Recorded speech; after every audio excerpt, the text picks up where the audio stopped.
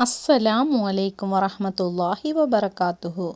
நாம் குர்ஆன் ஓதிய நன்மை கியாமத்து நாள் வரை அழியாமல் பாதுகாக்கப்பட வேண்டுமென்றால் குர்ஆன் ஓதிய பிறகு இந்த துஆவை ஓதுங்கள்.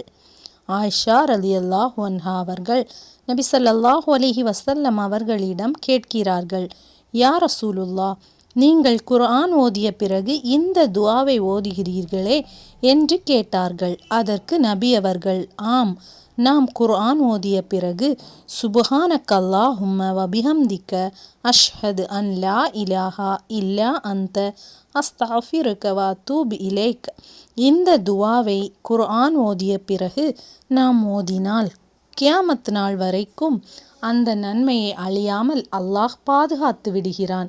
சிலர் குர்ஆன் ஓதி முடித்த பிறகு அதை முத்தம் கொடுப்பதும் அதை நெஞ்சில் வைத்து கொள்வதும் நெஞ்சில் ஊதிக்கொள்வதும் என இவ்வாறு செய்கிறோம். இனி இவ்வாறு செய்யாமல் நபி அவர்கள் கற்றுத்தந்த இந்த துஆவை நாமும் ஓதி மற்றவர்களுக்கும் பகிர்ந்து அந்த நன்மையை நாமும் அடைவோம் இன்ஷா அல்லாஹ்.